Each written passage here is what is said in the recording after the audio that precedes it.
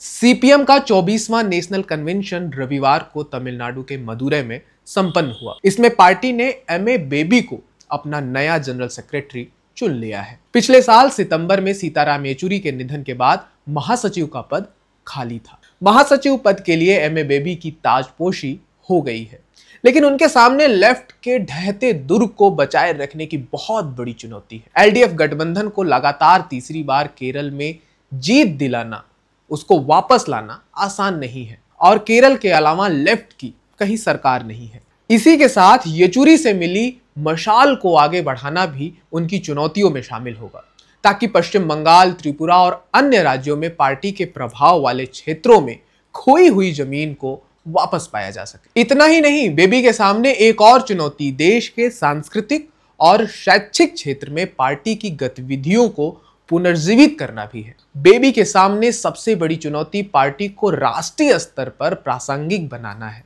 Baby इससे वाकिफ भी है। जनरल सेक्रेटरी बनने के बाद मीडिया को संबोधित करते हुए बेबी ने कहा कि कुछ लोग कहते हैं कि कम्युनिस्टों के लिए अब ज्यादा संभावनाएं नहीं बची हैं। पूरी दुनिया में दक्षिणपंथी ताकतें मजबूत हो रही हैं, लेकिन तस्वीर का यह सिर्फ एक पहलू है। दूसरा पहलू यह है कि पूरे लैटिन अमेरिका में वामपंथी व प्रगतिशील ताकतें तेजी से इमर्ज हो रही हैं।